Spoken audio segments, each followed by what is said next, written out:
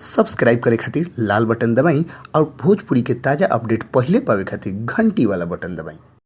छपरा जिला भोजपुरी पर लोग के बहुत बहुत स्वागत बा। जी हाँ, लोग के बता दी कि बीते दिन पवन सिंह और खेसारी लाल यादव के स्टेज शो जहानाबाद में होखे के बात पर बहुत बड़ा विवाद भई रहे। अक्षरा सिंह पवन सिंह के मना कैले रही कि खेसारी लाल यादव के साथे प्रोग्राम ना करे के, लेकिन सूत्रों के मुताबिक खबर आ रहल बा।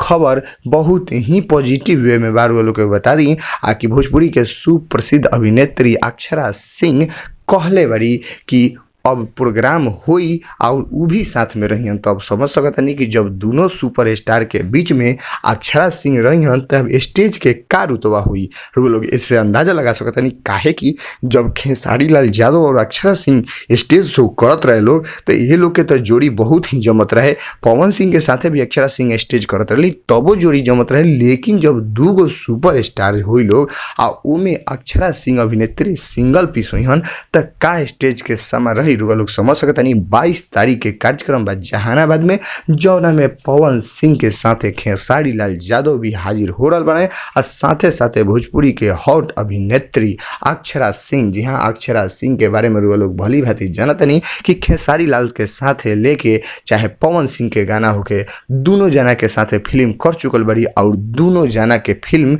साथे कोई सुपर डुपर हिट साबित भइल बा मार्केट में। और यही लोग के चलते बहुत प्रकार के बड़ा बड़ा बयान आवत रहे मार्केट में। बीच में लोग देखनी कि बहुत सारा विवाद भी ये लोग के चलते भई रहे, लेकिन अब सब कुछ सामान्य होते नजर आ रहा बा। लोग देख सकतनी, लोग समझ सकतनी और स्टेज शो हुई 22 तारीख के इंतजार करी। हमनियों के इंतजार करतनी सन बन रही। अभी तक छपरा जिला भोजपुरी के सब्सक्राइब नहीं किए तो लाल बटन दबा के सब्सक्राइब करी और घंटी वाला बटन दबा के सबसे तेज अपडेट पाई। धन्यवाद।